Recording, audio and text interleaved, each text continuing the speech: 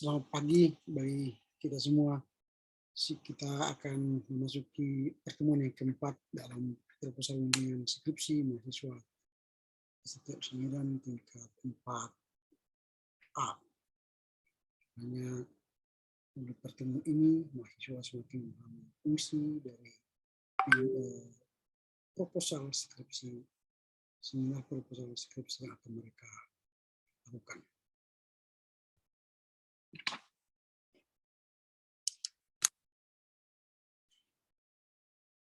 Selamat pagi bagi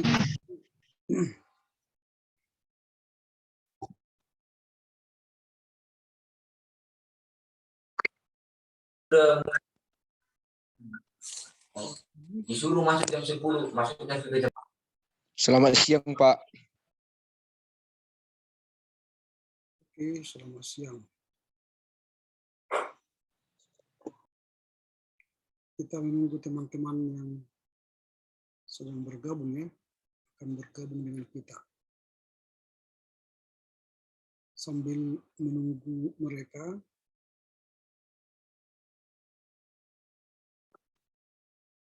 yang pertama nanti di grup WA kita ya, grup WA tingkat 4A ini, tolong nanti yang membuat picture-nya itu, ini bukan 4 misiologi ya. Ini kita bicara bimbingan proposal skripsi. Sehingga picture-nya nanti bukan misiologi. Yang ini.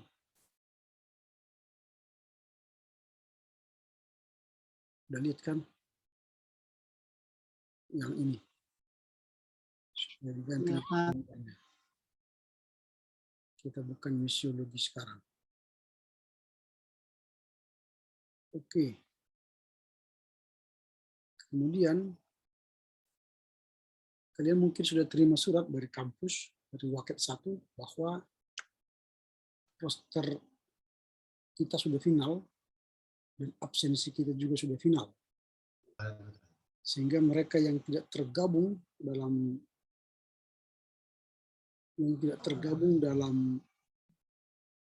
perkuliahan ini di kelas, maka nanti dia akan kita remove. Dalam grup WA kita ada 34 orang, tambah saya 35. Itu harus kita sesuaikan dengan apa yang tertulis di daftar absensi kita. Daftar absensi kita hanya 34 orang, dan kita 34 orang di grup WA, berarti sudah sinkron.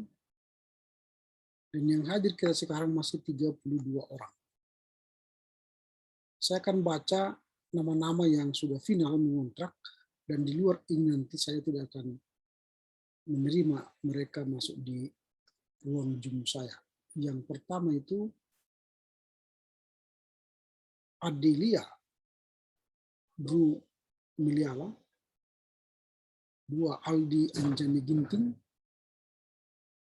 3 Aldo Ginanta Ginting Manik, 4 Alex Kristen Hutasoid, 5 Barita Immanuel Van Dayan Silaban, 6 Bella Arinda Kristina Bru Sembiring, 7 Chandra Agus Floren, 8 Dani Clinton, 9 Daniel Perlindungan Sepayung, 10 Evri Nova Yesi Morangkir, 11 Elizabeth Lusitania Saragi, ke-12 Elsa Andresi Rence Sinaga, kemudian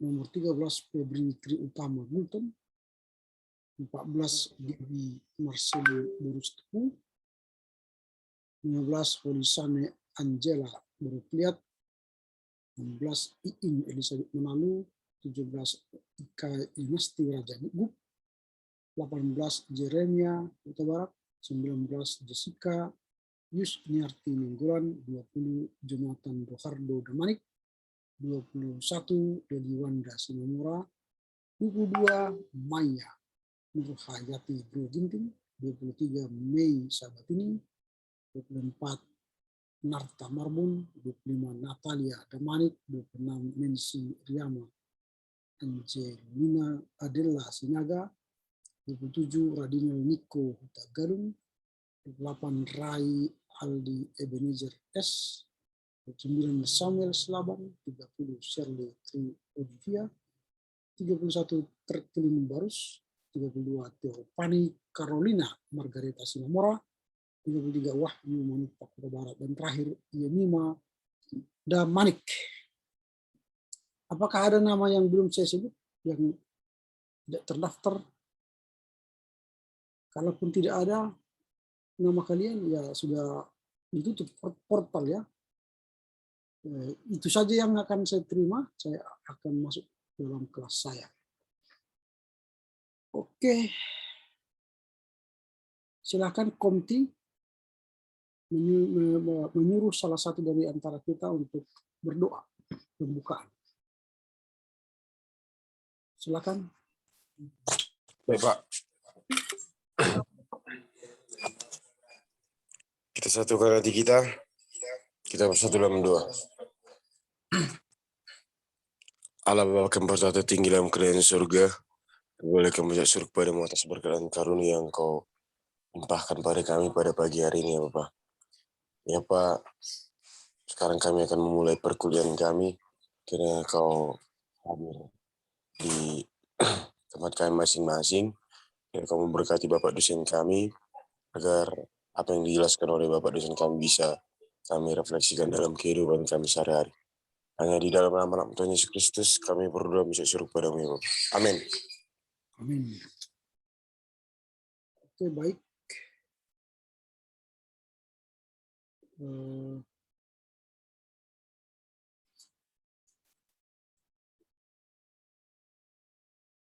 Silakan buka kamera masing-masing.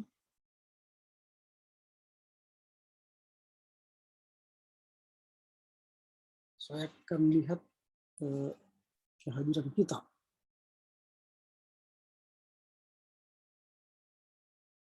Silakan membuka kamera ya. Kamera. Silakan buka. Saya akan melihat kehadiran kita. Bagi saudara yang tidak berpakaian resmi, nanti saya akan remove dari Zoom ini ya. Silakan. Di lembar pertama, Febri, Gultom, Rai Aldi Ebenezer, Rai Aldi Ebenezer, Barita Silaban, Dani Nababan, Jeremy Huta Barat, Mei Sabatini, silakan buka. Ika sudah ya, Ika sudah. Daniel Perlindungan, silakan dibuka kameranya. Semua ada. Barita Immanuel Silaban, Gebi, Teopani, silakan buka. Teopani, Barita, silakan dibuka kameranya. Oke, Barita tampaknya tidak bersama kita. Sekali lagi Barita bersama kita. Apakah bersama kami di tempat ini, Barita?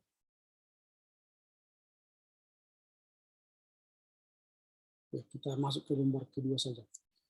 Mana tahu nanti bentar lagi dia masuk. Lembar kedua yang belum buka kameranya, Radinal, Elizabeth, Shirley, Aldo, Adelia.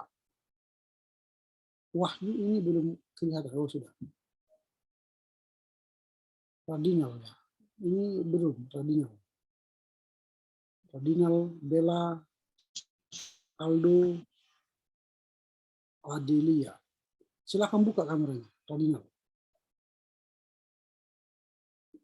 Aldo. Wah, ini belum. Radinal belum. Aldo juga belum. Radinal. Halo Radinal, masih bersama kami? Iya, Pak.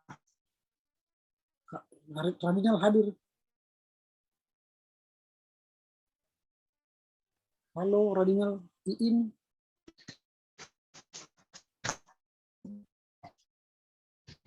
Tidak bisa mendengar. Tadi Radinal belum ya? Juga Radinal belum. Oke, saya akan baca nama-nama kita sesuai dengan jadwal. Sudah lebih 10 menit ya. Yang pertama ini yang sudah masuk, masih berjuang masuk ini saudara kita.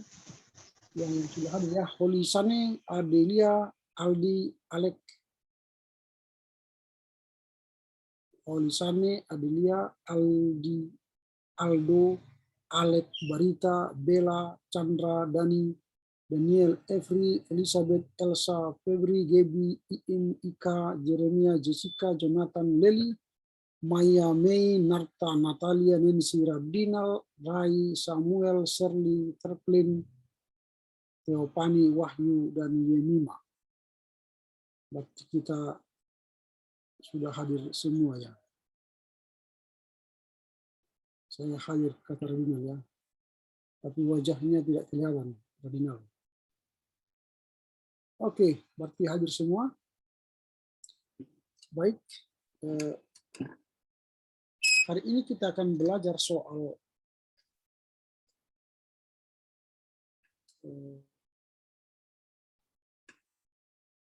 pengertian dan jenis-jenis karya ilmiah, karakteristik, jenis-jenis dari karya ilmiah. Mengapa ini kita bahas kembali? Ini sekedar mengulang apa yang telah kalian pelajari dulu, supaya dalam proses kita nanti satu semester ini, kita memahami apa yang sedang kita kerjakan. Dan kita bisa mengikuti proses dinamika perkuliahan kita satu semester ini. Mengapa saya ulang lagi membahas ini?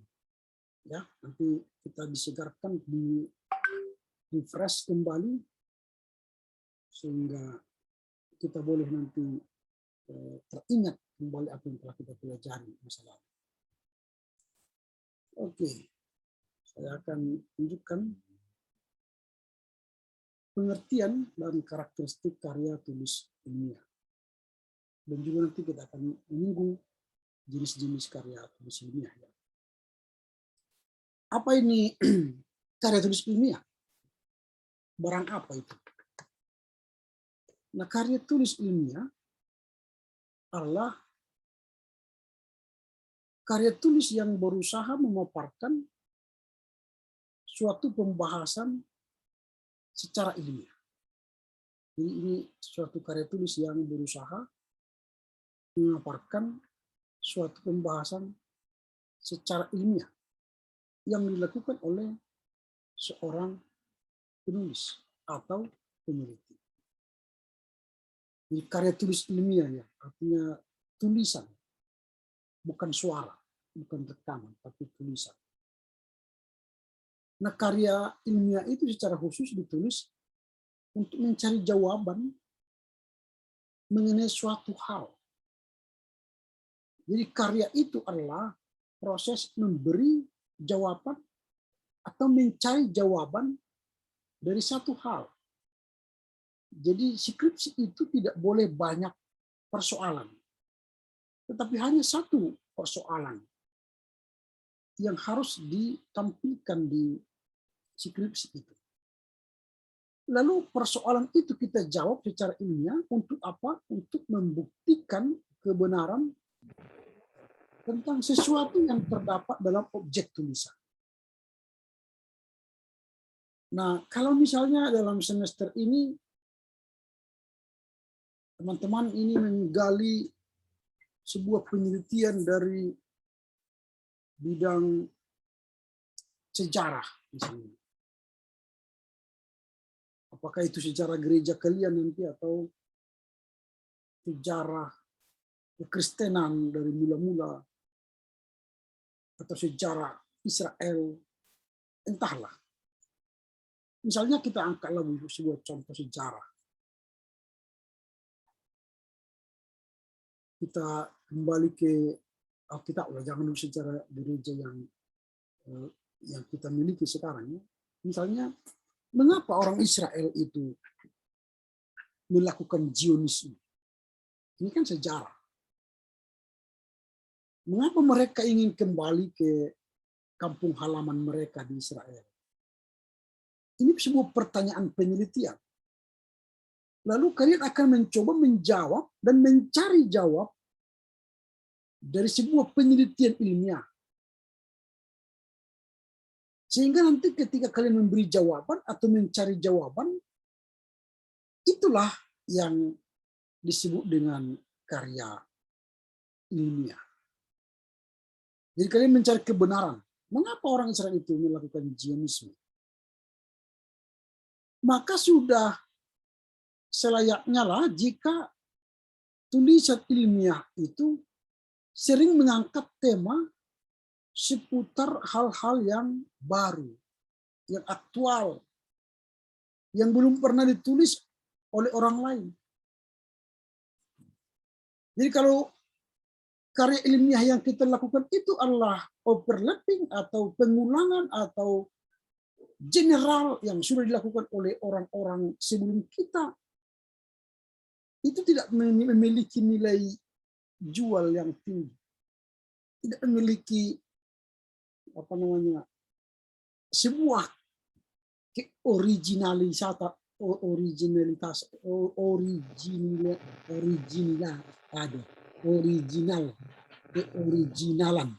keoriginalan, keaslian dari karya. Lalu ada orang berkata, kalau begitu, kalau saya membuat judul yang sama, apakah boleh? Jawabannya boleh. Tetapi karya kita itu harus merupakan upaya pengembangan dari tema terdahulu. Jadi misalnya tadi kalian mencari contoh sejarah, ya, mengapa orang Yahudi melakukan gerakan Zionisme. Ternyata judul kita itu sudah ada dikerjakan oleh mahasiswa kita, mahasiswa teman-teman atau abang-abang kelas kalian, atau mahasiswa lain di STT lain. Sudah melakukan penelitian. Lalu kalian baca penelitiannya. Lalu setelah dibaca ternyata penelitian dia itu mengapa orang Israel kembali ke Israel, gerakan Zionisme. Itu dia tulis dari tahun 1500 sampai 1960 misalnya. Lalu kalian melanjutkan penelitian mengapa orang Israel kembali ke Israel, gerakan Zionisme sejak 1960 sampai 2021. Itu namanya upaya pengembangan. Berarti skripsi kalian itu lanjutan dari penelitian seseorang yang telah dikerjakan dengan judul yang sama, tetapi lokusnya dari 1500 sampai 1960. Itu pengembang. Jadi boleh, tapi harus dia menjadi pengembang. Tetapi lebih baik sebenarnya dia mencari hal-hal yang baru, yang aktual. Itu lebih bernilai tinggi. Karya ilmiah berisi argumentasi penalaran ilmu yang dikomunikasikan melalui bahasa tulis, saya katakan tadi bahasa tulis yang formal, dengan sistematis metodis yang benar. Sistematis metodis yang benar itu berarti bahasa yang kita buat ialah bahasa konkret, gaya bahasanya formal, kata-katanya teknis, dan didukung fakta yang dapat dibuktikan kebenarannya. Ini karya ilmiah. Nah, untuk memudahkan kita memahami apa itu karya ilmiah, saya akan berikan gambaran alur pemikiran sebuah karya ilmiah. Jadi karya ilmiah itu dimulai dari adanya informasi. Kalau katakan tadi, mengapa Zionisme? Berarti kalian bacalah buku sejarah Israel, buku sejarah Zionisme mengumpul fakta-fakta data tentang orang Israel yang kembali, berapa orang dari Amerika, berapa orang dari Jerman, berapa orang dari Asia, ini kumpul, ada informasi. Setelah ada informasi itu dikumpul, lalu mulailah gagasan. Apa gagasan? Mulailah dianalisa, mulailah diteliti, lalu lahirlah gagasan. Gagasannya ialah apa urgensinya misalnya orang Israel kembali ke Israel. Mengapa? Mengapa mereka kembali ke Israel? Apa urgensi? Ini digali melalui sebuah gagasan, dan gagasan itu diteliti kebenarannya. Itulah kajian, analisa.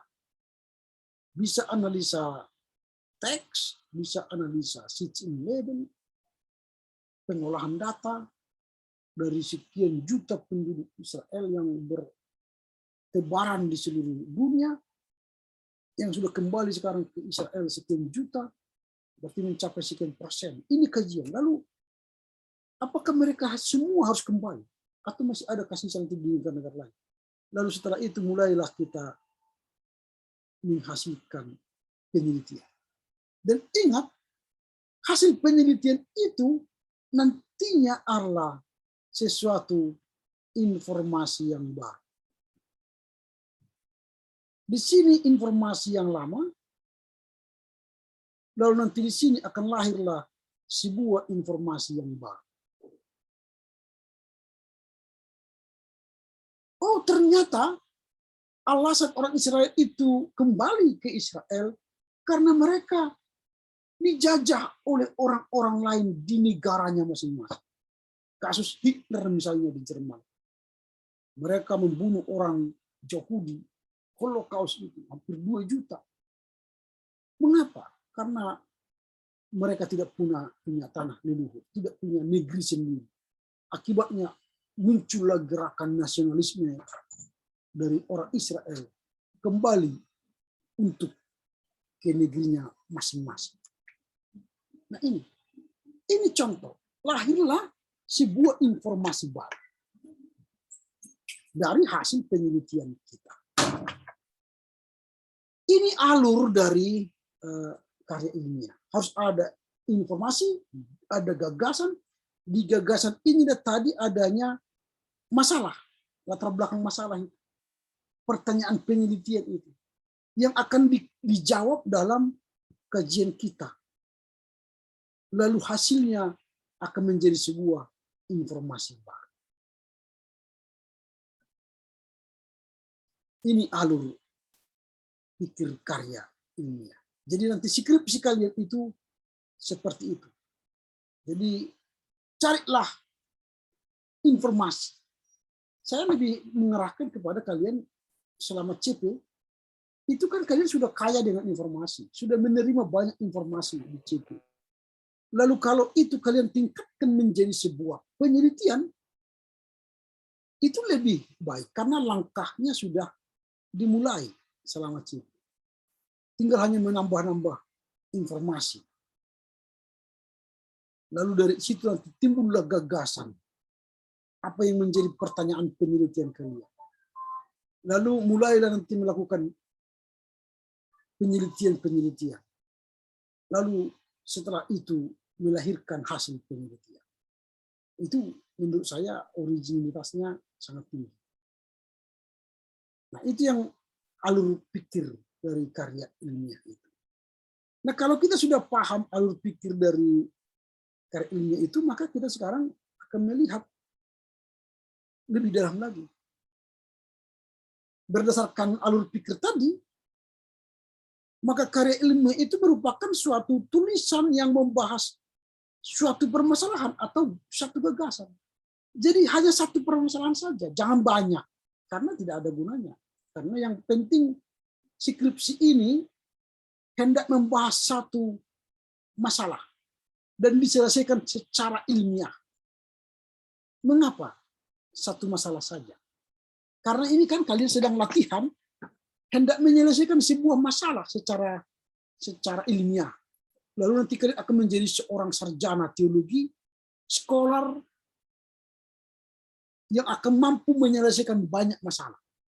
Kampus akan melepaskan kalian dari STT jika kalian sudah mampu menyelesaikan masalah secara metodologis, secara sistematis. Karena apa?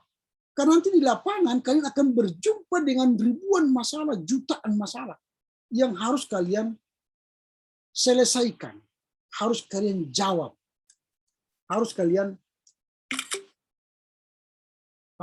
temukan solusi. Nanti ketika kalian sudah menjadi pendeta di lapangan, kalian akan bertemu dengan masalah-masalah. Mulailah datang pertua, penatua, sentua, menyampaikan masalahnya. Mulailah orang tua menyampaikan masalahnya. Mulailah nanti anak muda cerita masalahnya. Mulailah lansia cerita masalahnya. Itu harus kalian selesaikan. Di contoh misalnya, datanglah nanti seorang anak muda datang konsultasi kepada kalian. Pak Pendeta, saya sudah 5 tahun mencari pekerjaan, tapi hingga kini saya tidak dapat kerja.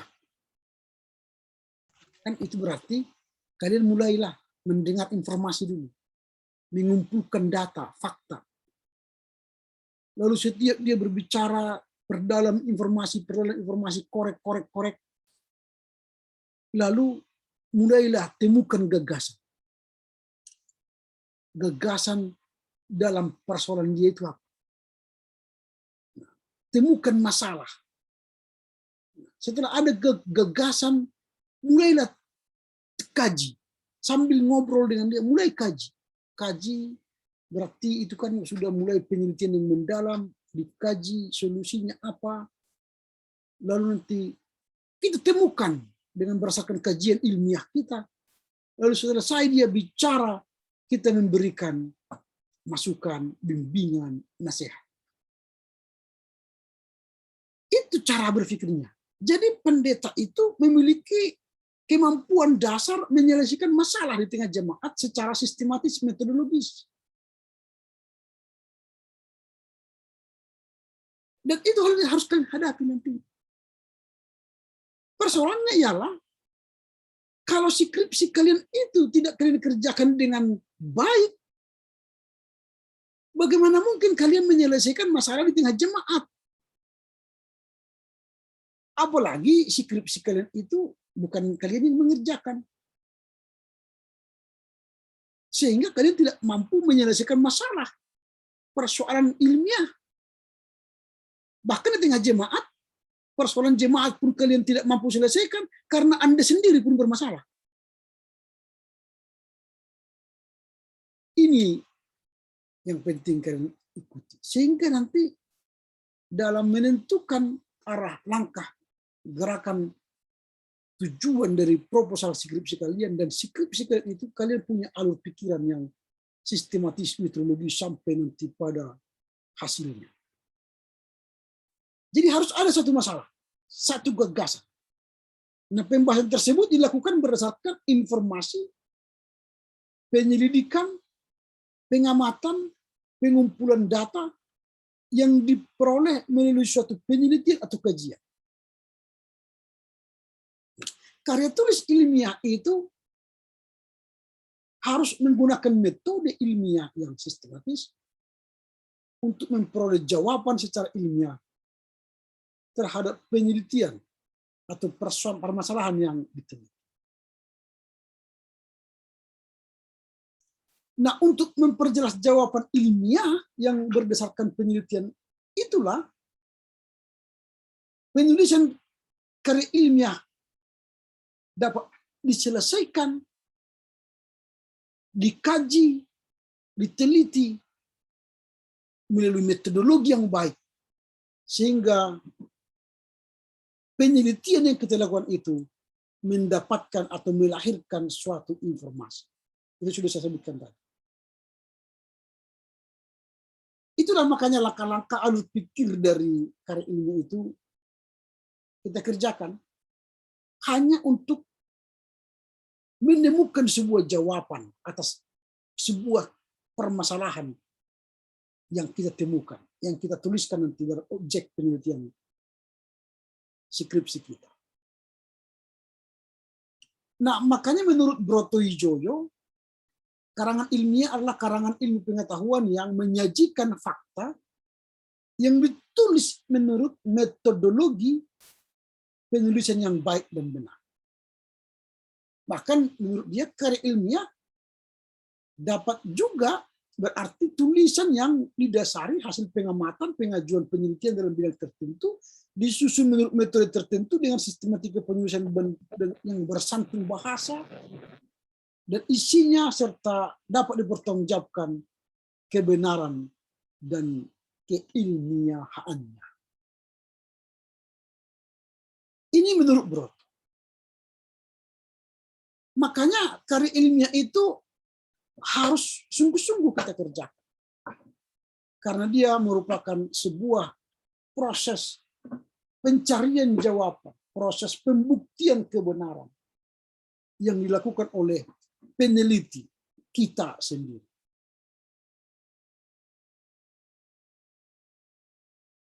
Dengan demikian, pengertian karya ilmiah dapat kita simpulkan adalah suatu tulisan yang ditulis secara sistematis berdasarkan penelitian fakta di lapangan dengan menggunakan pendekatan metode ilmiah. Ini yang disebut dengan definisi atau pengertian karya ilmiah. Nah, sampai di sini ada kira-kira pertanyaan yang hendak ditanya. Apakah sudah jelas? Oh, silakan, ada Elsa yang bertanya. Silakan.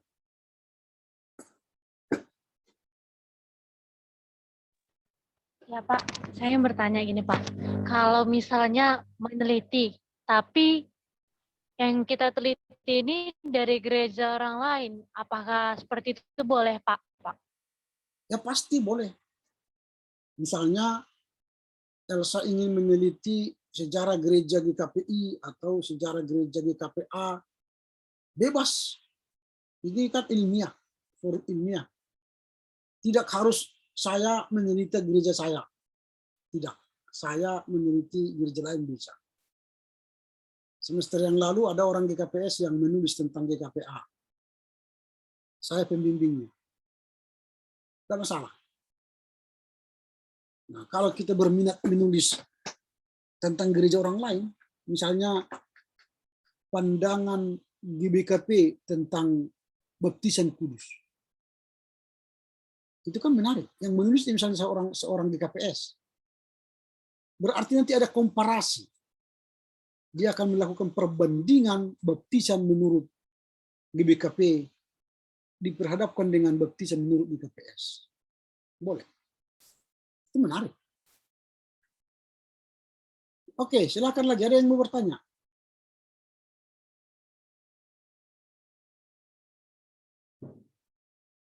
Artinya kita sudah paham ya apa itu alur pikir dari karya ilmiah. Harus temukan dulu informasi, fakta, data, lalu lahirkan gagasan. Gagasan itu berarti sebuah pertanyaan penelitian yang akan kalian nanti teliti dan kalian cari jawabannya atau menemukan kebenarannya. Setelah itu nanti kalian melakukan penelitian, dan dengan melakukan penelitian itu berarti kalian sudah melakukan kajian-kajian, melakukan analisa-analisa, dan hasil dari kajian kalian itu maka lahirlah nanti hasil penelitian. Dan hasil penelitian itu menjadi sebuah informasi baru, terupdate kini. Oke, kalau sudah paham sampai di sana, supaya kita lanjutkan dengan apa perbedaan karya ilmiah dengan non ilmiah, karya tulis ilmiah dan non ilmiah. Karya tulis itu kan dibagi dalam dua macam, yaitu karya tulis ilmiah dan non ilmiah. Apa itu karya tulis ilmiah? Karya tulis ilmiah merupakan tulisan yang berbasis ilmu pengetahuan. Basisnya memang ilmu pengetahuan. Dibuat oleh penulis atau peneliti untuk memberikan fakta atau hasil penelitian yang dilakukan oleh penulis. Nah, dalam penulisannya harus mengikuti sejumlah metode penulisan yang telah ditentukan. Itu ilmiah, ada pakemnya, ada aturannya. Nah, sementara karya tulis non ilmiah ini merupakan tulisan yang mengungkapkan tentang pengalaman atau pengetahuan penulis yang bersifat fiktif. Artinya halusinasi, hayalan. Dan biasanya itu subjektif. Nah, karangan yang non-fiksi, non-ilmiah ini biasanya kita lihat seperti puisi. Puisi ini kan halusinasi. Misalnya, kaulah bulanku, kaulah bintangku. Kan puisi. Padahal kaulah bulanku, kaulah bintangku kan dari jauh cantik, dekat jelek. Kan itu. Dari jauh mempesona sampai semua orang gitu. Tapi setelah dekat, wih, banyak kali jerawatnya, weh, katanya kan. Banyak berbatu-batu. Itu. Jadi banyak juga seperti itu skripsi. Skripsinya bagus sekali judulnya. Tapi dibaca hasilnya jelek. Tidak seindah judul. Nah, misalnya judulnya tadi, baptisan GBKP dipandang dari sudut pandang GKPS, misalnya. Tapi yang dia bahas sejarah GBKP sampai habis skripsi itu. Tidak ada yang membahas baptisan. Tidak ada yang membahas pandangannya tentang baptisan GBKP. Yang dibahasnya sejarah GBKP mulai dari Bulu Awar sampai ke Banjar. Jadi, itu seperti itu tadi, kaulah bulanku. Dari jauh enak dia membaca judulnya, setelah dibaca muka kita berkernyut ini. Dirinya mananya ini? Jadi jangan begitu. Maunya cantik di luar, cantik juga di sini, di dalam. Lalu ketika orang membaca dari luar, orang senyum. Semakin dibaca, wah, mantap, bagus. Sampai selesai, dia terkesima membaca skripsi itu. Itu ya. Jadi jangan seperti puisi nanti. Kita bukan itu yang mau kita tulis. Itu non ilmiah. Ada puisi, ada novel, kemudian ada roman, ada drama, ada dongeng. Kalau untuk menulis karya tulis non ilmiah ini tidak begitu repot. Karena tidak akan ada metodologi penulisan, tidak akan ada pakem-pakemnya. Namanya pun mengarang kan. Dulu kita kan pernah mengarang waktu SD kan. Pada suatu hari tinggallah di sebuah kampung seorang nenek tua.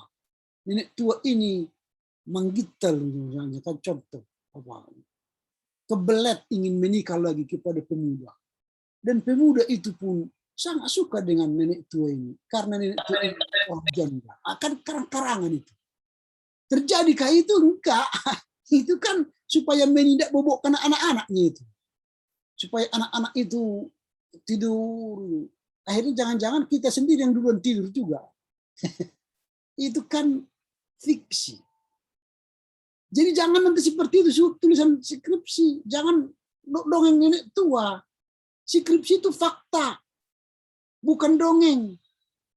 Bukan hayalan. Skripsi itu fakta. Data ya yang aktual, terpercaya. Nah, jadi supaya kalian bisa bedakan nanti mana skripsi hayalan dan mana skripsi benaran kan. Jadi jangan menghayal nanti di skripsi itu. Itu fakta. Ini karya tulis non ilmiah. Sementara karya tulis yang ilmiah tadi dia ilmu berbasis ilmu pengetahuan, ini berbasis dongeng, khayal. Nah, makanya kita bisa lihat seperti ini gambarnya.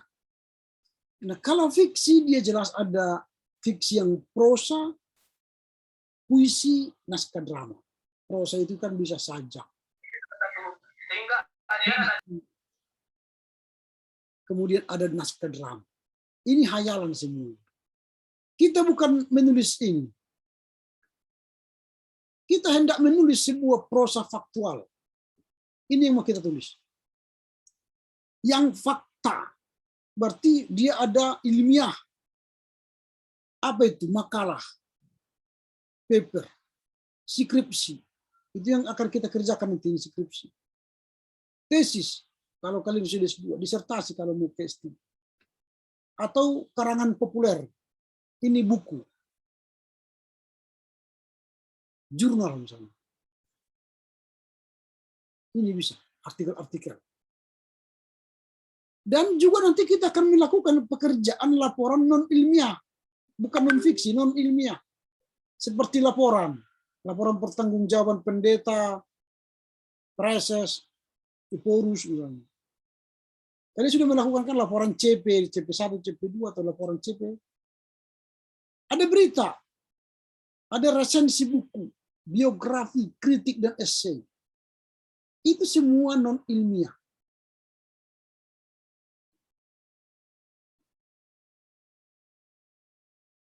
Nah, jadi itu akan kalian lihat nanti.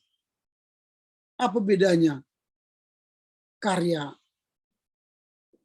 tulisan yang fiksi dan faktual.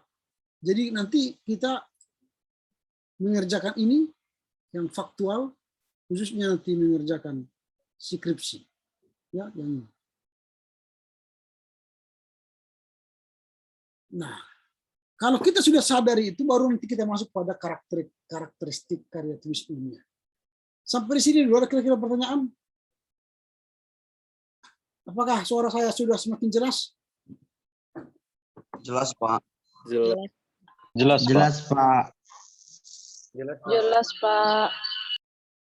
Ada pertanyaan? Sampai di sini? Pas, Pak. Oke.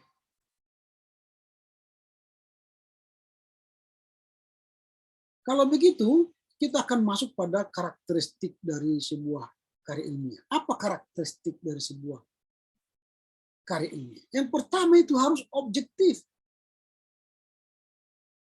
Maksudnya apa?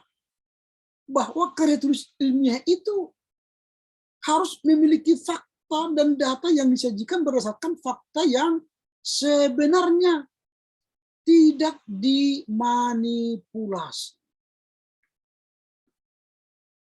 Hati-hati dalam menulis skripsi, nanti jangan mencoba-coba manipulasi. Kalau karyamu itu hasil manipulasi, nanti pun di jemaat itu kamu menjadi orang-orang manipulatif, pendeta yang memanipulasi. Dia mulai mengerjakan skripsi ini, pilih metodologi kuantitatif, angket, menyebarkan angket. Lalu sampai dia di lapangan, dia sebar angket. Ternyata angket itu tidak kembali kepadanya. Waktu sudah semakin mepet. Lalu akhirnya mulailah dia menulis, mengisi sendiri angket itu, menjawab sendiri. Dia bertanya, dia menjawab. Lalu digantinya pulpen warna hitam, pulpen warna biru, baru tulisan yang miring, tulisan yang agak begini, macam-macam. Jadi semua yang menjawab angket dia itu dia sendiri di karang-karangnya. Dia pikir nggak ada yang tahu, padahal dia nggak tahu ada Tuhan melihat. Mata Tuhan melihatkan gitu. Padahal dia sering mengajarkan itu kepada anak sekolah minggu, tapi dia sendiri nggak percaya lagu itu. Mana ada Tuhan di sini? Wah, nggak apa-apa lah, dikerjakan sendiri. Atau dipanggilnya ada tingkatnya, sini kita kumpul-kumpul, udah isi aja lah, coba isi aja. Baru dibuatnya lah Indomie kan, makan bareng-bareng, hanya untuk mengisi angketnya itu. Jadi yang mengisi angketnya itu bukan orang lain, dia panggilnya adik tingkatnya atau teman-temannya, rame-rame mengisinya. Itu kalau sudah terjadi seperti itu, hati-hati, nanti Anda pun jadi pendeta penipu nanti. Terima ucapan syukur atau kolekte waktu pertanyaan sampai di bendahara kurang uangnya. Jumlahnya 224.000. Lalu dilaporkannya ke bendahara 124.000. Potong. Atau pengeluaran itu hanya 90.000. Ditambahnya 1 di depan jadi 190.000. Karena sudah terbiasa manipulatif. Nah kalau seperti itu nanti ya kalian ini menjadi sekolah penipu. Nah, jadi harus objektif. Itu karya ilmiah. Jangan main-main. Jangan mencoba-coba menipu dirimu dengan memalsukan semua data. Dosen tidak akan melihat sampai ke kamar kalian kerja. Kalian hanya datang ke dosen membawa paper-paper kalian. Kalau sampai ke situ pun kita tanyakan terlampau detail. Yang kedua netral. Skripsi itu netral. Tidak boleh memihak kepada kepentingan kelompok, kepentingan pribadi. Karena itu hindarilah pernyataan-pernyataan yang bersifat mengajak, membujuk, memengaruhi pembaca. Ada banyak mahasiswa menulis skripsi tapi mengajak orang untuk melakukan sesuai dengan kehendak. Apalagi dia berkhotbah. Saudara-saudara, maka ketika orang Israel kembali ke Israel, marilah dukung. Kita harus mendukung sebagai orang percaya.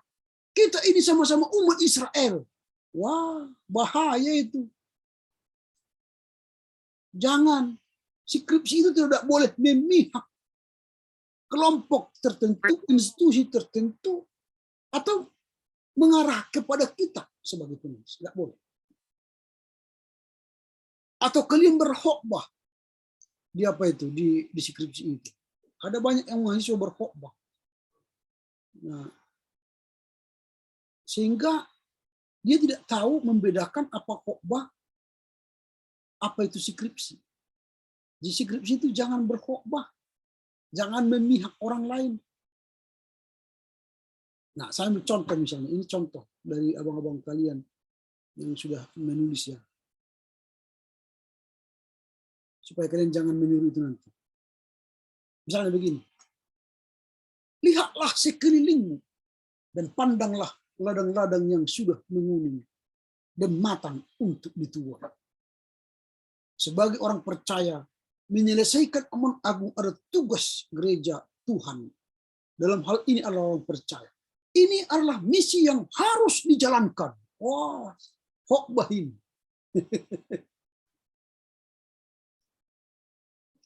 Itu khotbah.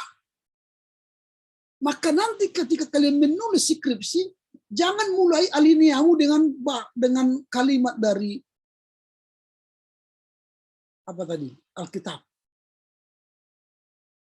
Jangan mulai. Itu berbahaya. Karena Anda telah mengajak orang untuk memihak, mengikuti, memengaruhi orang. Itu yang kedua. Jadi jangan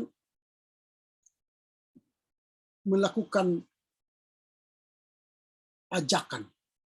Gitu ya. Oke, yang berikut, apa ciri yang ketiga?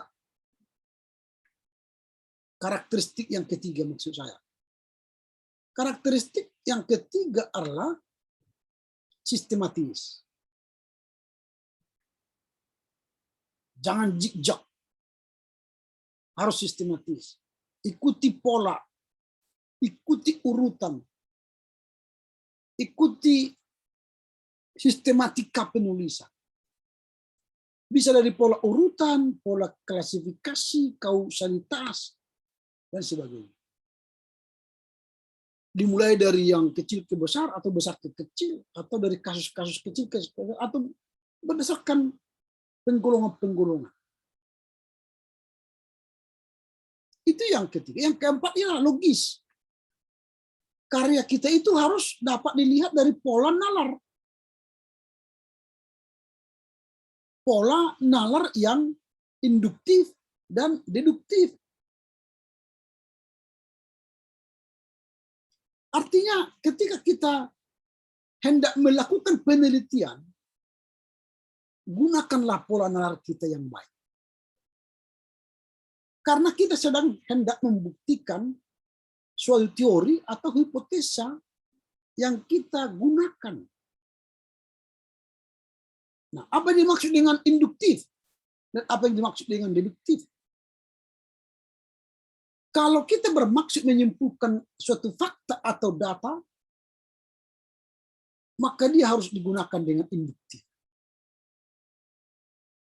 Sebaliknya, kalau bermaksud membuktikan suatu teori atau hipotesis, maka dia deduktif. Nah, maksudnya begini, mungkin kalian agak sulit memahaminya. Nanti kalian misalnya melakukan penelitian dengan memilih metodologi kualitatif. Kualitatif itu kan berarti wawancara. Melakukan wawancara kepada orang-orang yang berkualitas. Maka ketika kalian mewawancarai, misalnya contoh judul tadi, mengapa orang Israel melakukan Zionisme? Kembali ke Israel. Itu penelitian.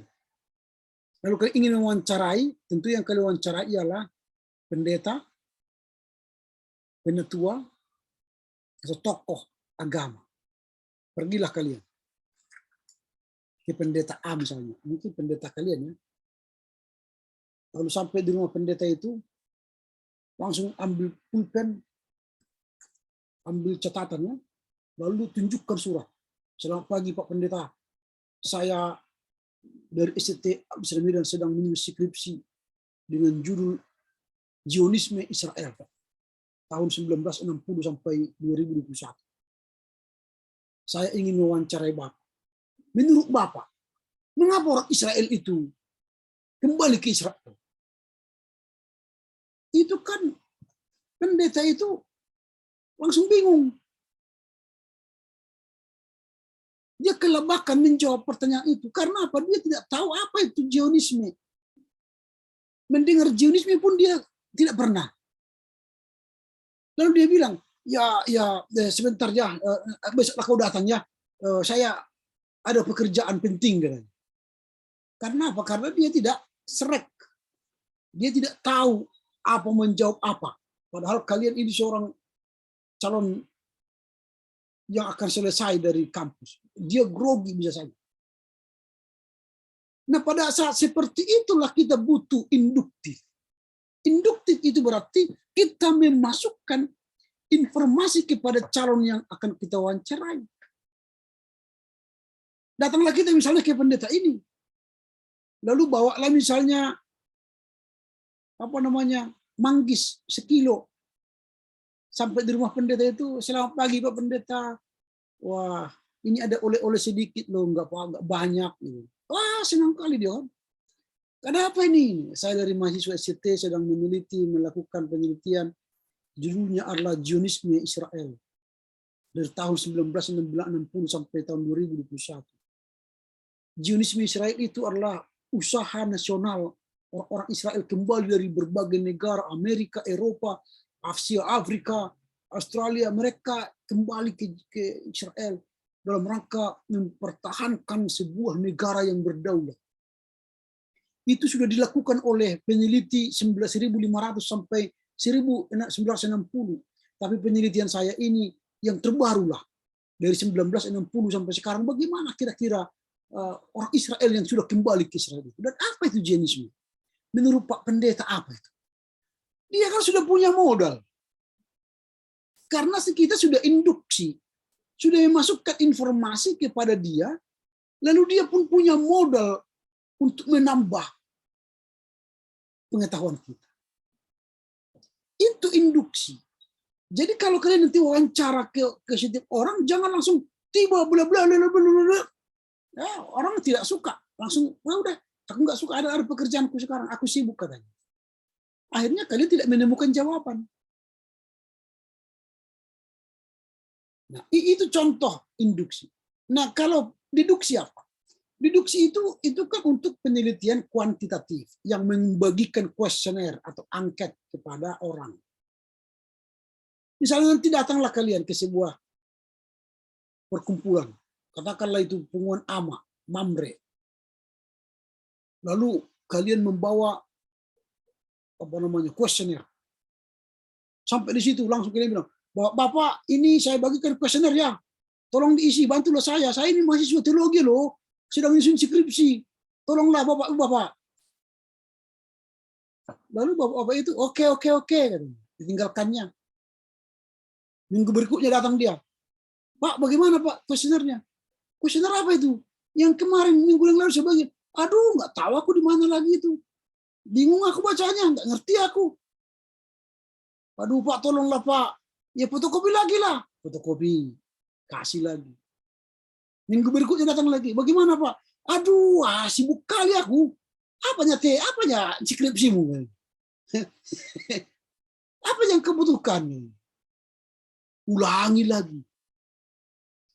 Itu karena tidak tahu dia deduksi apa. Deduksi itu ketika hendak membagikan kuesioner atau angket kepada konstituen, kepada mamre tadi atau kepada bapak, jelaskan dulu. Bapak yang terkasih, saya ini mahasiswa teologi semester akhir sedang menulis judul skripsi berbicara soal Zionisme. Zionisme itu bla bla bla bla bla. Dalam angket yang saya tanyakan itu sederhana kok. Jawabannya hanya centang, setuju, tidak setuju, sangat setuju, tidak setuju. Pilih salah satu. Hanya centang. Nanti saya tunggu ya. Sebentar nih, itu hanya 10 pertanyaan. Nanti saya kasih pulpen ya, bisa diisi. Nanti saya kasih permen 5 lah, supaya sambil mengisi, bapak bisa makan permen. Pertanyaan pertama itu bla bla bla bla, pertanyaan kedua bla bla bla, pertanyaan ketiga bla. Diajari, diterangkan. Itu namanya deduksi, pengajaran. Lalu bagi. Sambil membagi, tetap di situ. Cerita-cerita kamu tentang Israel itu begini, begono. Itu menolong mereka menjawab. Oh. Hanya 15 menit selesai. Kumpul ya Pak, sudah selesai ya. Terima kasih ya bujur. Pulpennya bawa pulang, kasih sama adik-adik. Permennya habisin. Kan senang dia. Itu namanya deduksi. Kalau sudah seperti itu kalian lakukan penelitiannya, maka cepat selesai skripsi kalian. Tapi kalau seperti yang tadi, tidak tahu cara mengambil angket, memberi angket, dia datang hanya bagi, tidak kasih arahan, tidak kasih pulpen, bagaimana? Apalagi ditinggal, baru minggu depan datang, nggak akan jadi itu skripsinya. Allahualam itu. Maka karena nggak dapat dia, masuklah tadi ke kamarnya, dia isi sendiri. Atau panggil teman, kongko-kongko, cinca-cincai, isi sendiri, rame-rame. Gitu. Akhirnya yang ditelitinya bukan bapak, yang ditelitinya anak kosan. Pertanyaan yang untuk bapak yang menjawab anak-anak kosan yang belum menikah. Ya skripsinya abal-abal. Hati-hati. Itu, jadi hati-hati nanti, harus logis. Punya pola nalar, induktif atau deduktif. Jadi tidak emosional. Tidak emotif. Skripsi itu tidak emotif. Artinya, skripsi itu jangan menjadi ajang curhat. Jangan menjadi tempat kita melampiaskan hajat, hasrat kita. Misalnya, ada sebuah gereja berkelahi, di mana penatua bersama pendeta berseteru. Penatua itu bapaknya. Lalu dibuatnya lah skripsi perselisihan antara penatua dan pendeta. Lalu dibuatlah deskripsi itu. Maka seorang pendeta yang baik itu A, B, C, D. Dia hina-hina pendeta itu deskripsinya. Itu namanya emotif. Menyampaikan emosionalnya deskripsinya.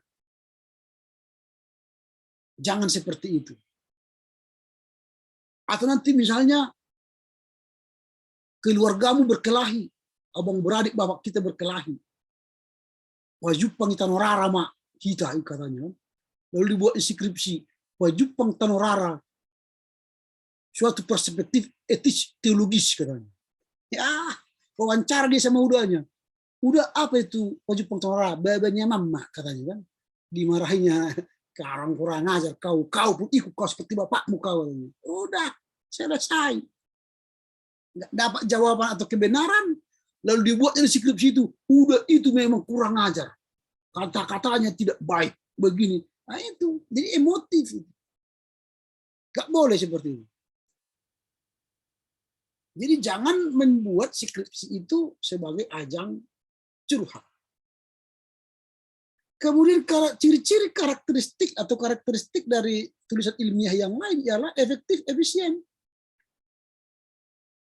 Artinya apa? Penggunaan kata itu harus benar-benar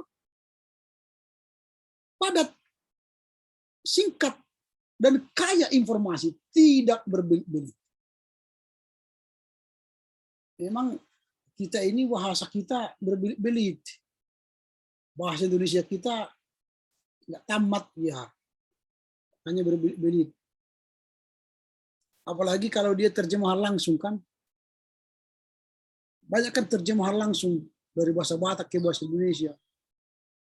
Misalnya begini, dia membuat kue dengan cara yang baik. Membuat kue. Jadi terjemahkannya, dia bikin kue dengan cara yang benar. Bikin. Jadi kan bahasa Bataknya kan iba-ibana kue, dositong. Dia bikin kue dengan benar. Terjemahan benar, terjemahan langsung.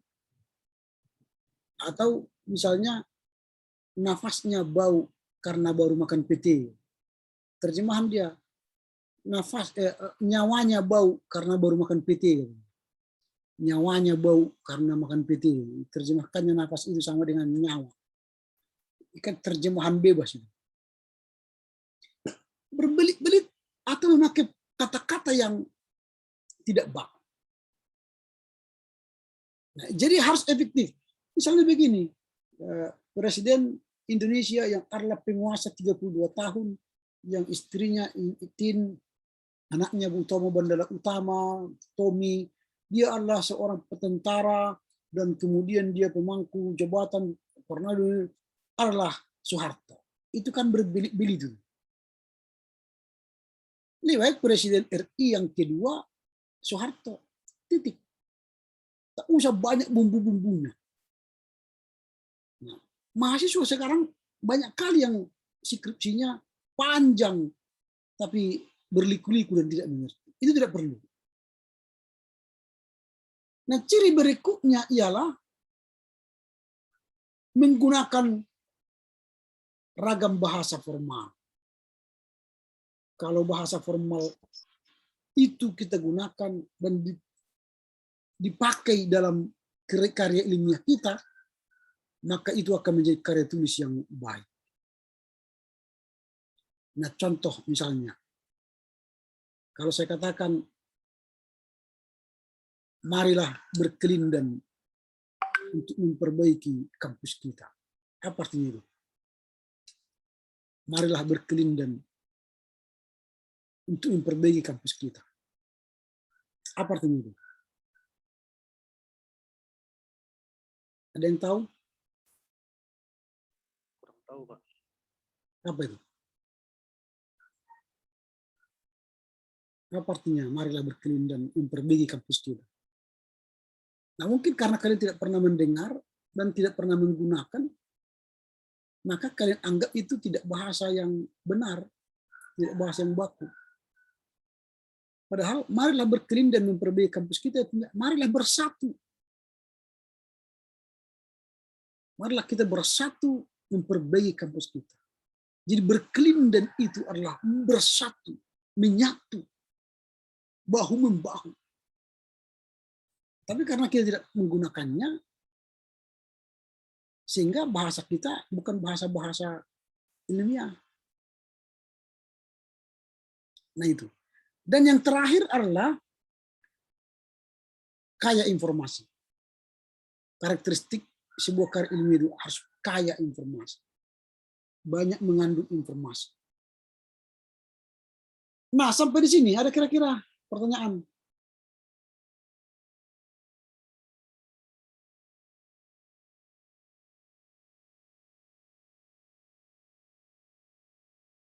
Ada yang bertanya?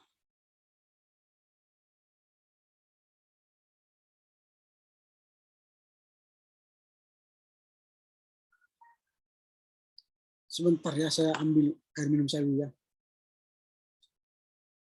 Sebentar.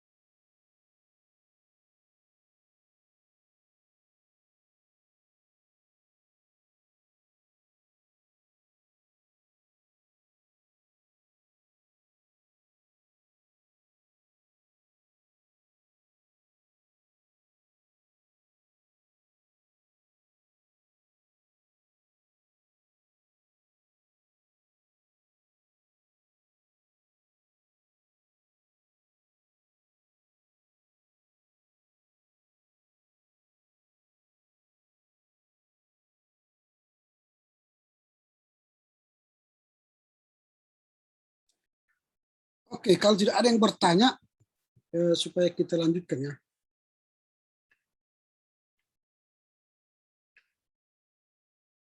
Nah, kemudian kalau kita sudah tahu karakteristiknya, tentu ada ciri-ciri daripada karya ilmiah itu. Kalau ciri-cirinya itu nanti kalian bisa baca di rumah lah ya. Ini akan saya berikan kepada kalian. Ya, itu ada strukturnya, ada komponen dan substansi, sikap penulis, penggunaan bahasa,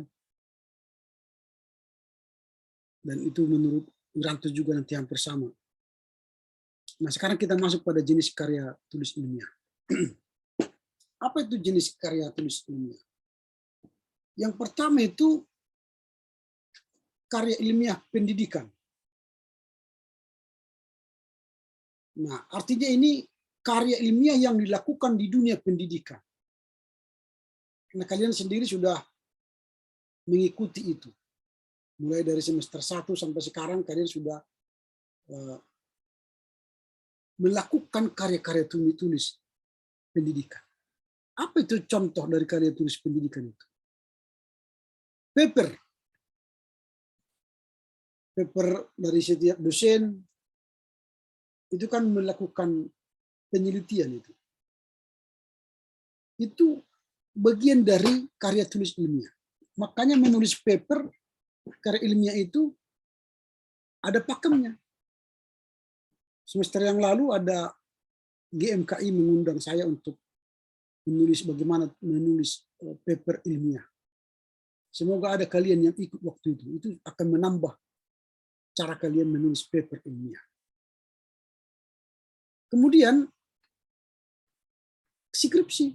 Ini akan kita garap semester depan. Itu karya ilmiah, pendidikan. Nah, selain paper, skripsi apalagi? Kalau skripsi arti untuk S1 kan adalah tesis. Untuk S2. Dan untuk S3 disertasi. Ini karya ilmiah di dunia pendidikan. Paper, skripsi, tesis, disertasi. Itu bagian yang pertama karya tulis ilmiah pendidikan. Nah, sekarang karya ilmiah penelitian. Apa-apa saja karya ilmiah yang digolongkan penelitian. Yang pertama itu makalah. Jadi kalau ada diundang memberikan ceramah, misalnya kita waktu itu pembukaan kuliah, Pak Dr. Tony Utagalu memberikan makalah, itu kan hasil penelitian. Biasanya itu dibacakan pada rapat kerja atau seminar, simposium, kuliah umum. Nah, itu makalah. Itu paper penelitian. Lalu yang berikut, karya tulis penelitian ialah naskah seminar.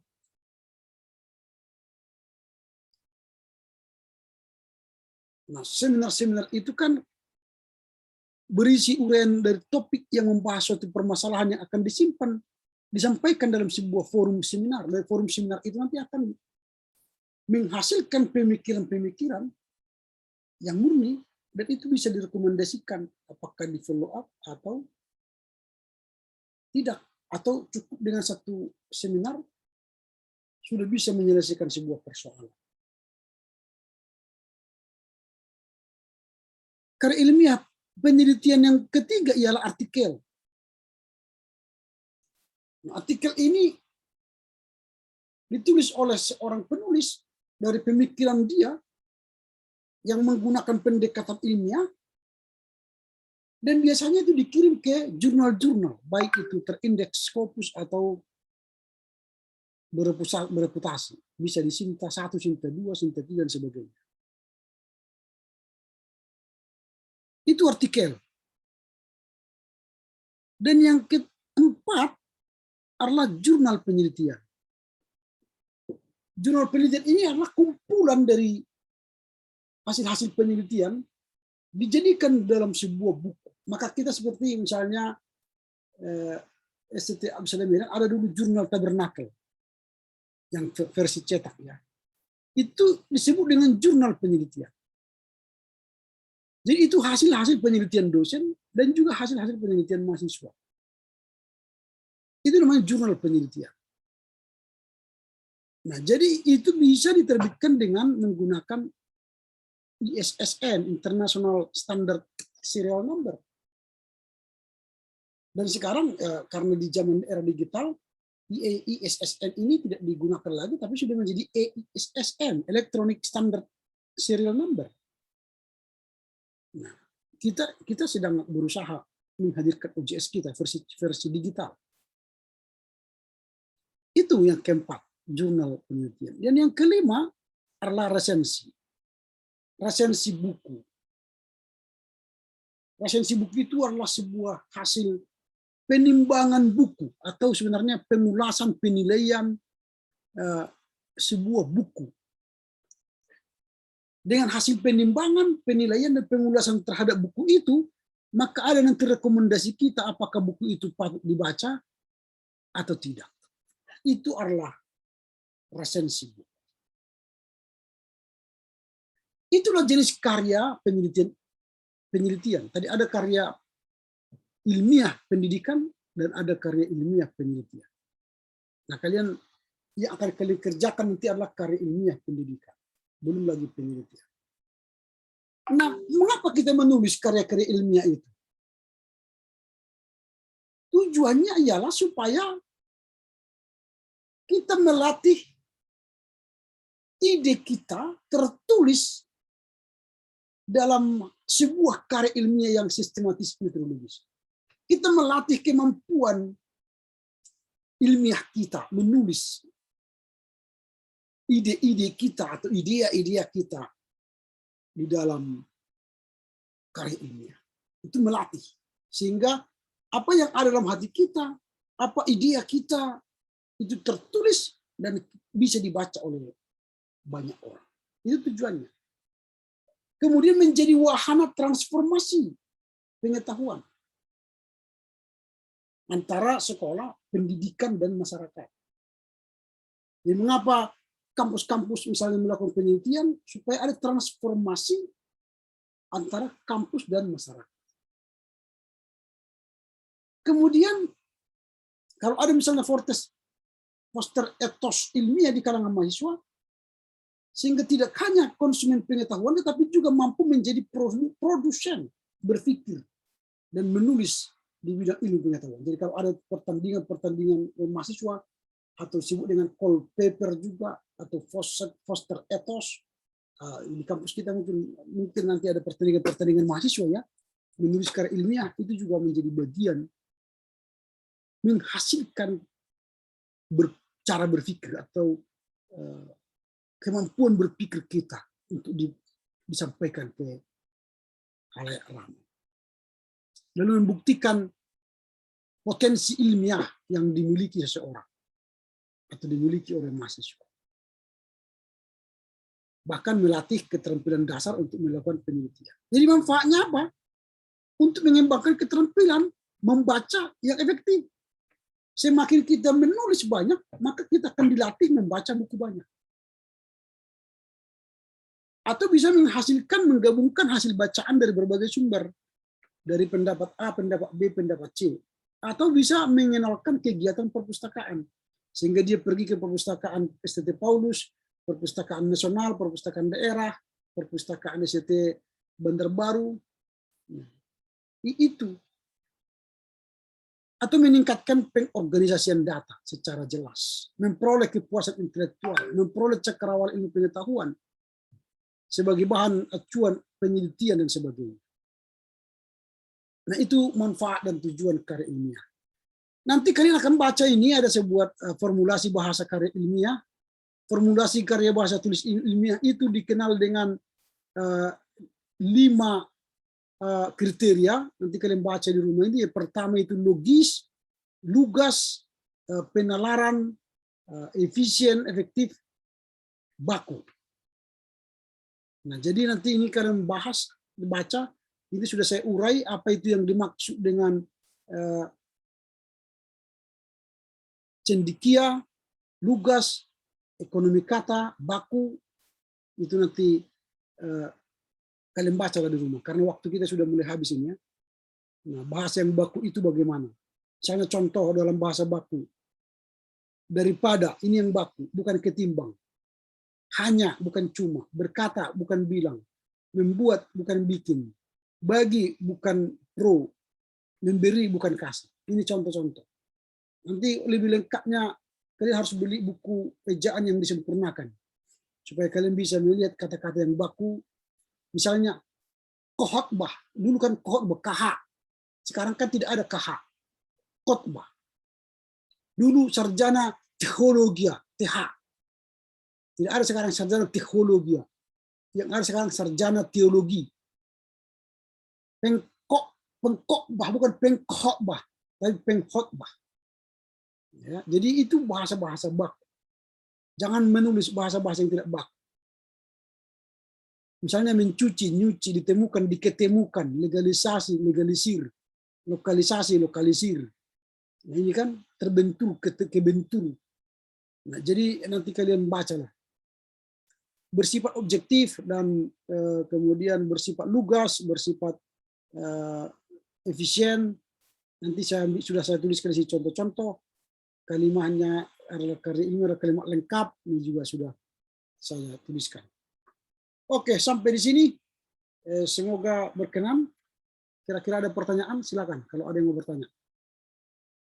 Sebelum saya tutup.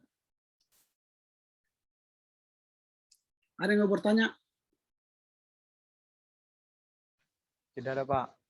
Oke, kalau tidak ada, silakan buka kamera supaya kita ambil foto. Oke, 1, 2, tampakkan wajahnya ke kursinya itu ya. 1, 2, 3.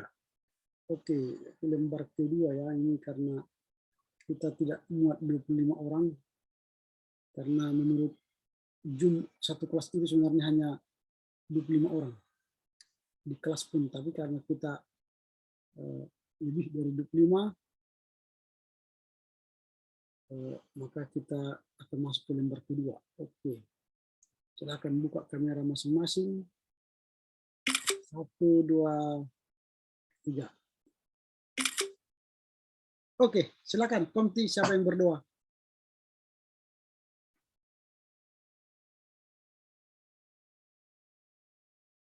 Komti, siapa yang berdoa? Apakah Komti masih bersama kita? Tadi dia keluar masuk dia. Atau siapa yang relawan lah untuk dengan doa?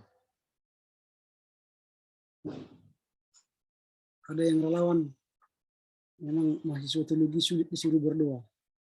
Lebih cepat sekolah minggu disuruh berdoa. Karena sudah dekat dengan Tuhan mungkin ya, nggak perlu lagi berdoa gitu ya. Siapa yang mau berdoa? Saya, Pak. Silakan. Ya, sebelum kita untuk perkuliahan kita bersatu dalam doa, kita berdoa. Terima kasih Bapak di dalam surga, kami sangat syukur untuk penyertaan Bapak pada hari ini, boleh berjalan dengan baik perkuliahan kami. Kami percaya semua berkat penyertaan Tuhan saja. Kiranya apa yang kami pelajari hari ini boleh jadi bekal kami dalam perkuliahan kami juga Bapak. Kiranya Tuhan selalu memberkati kami, berkati juga Bapak dosen kami dalam proses mengajarnya, juga kami mahasiswa dalam proses kami belajar Bapak. Kami serahkan kehidupan kami dalam tangan pengasihan Tuhan saja, di dalam nama Yesus Kristus kami berdoa dan bersyukur. Amin. Amin.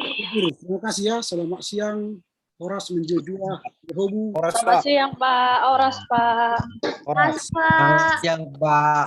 Oke. Bubur.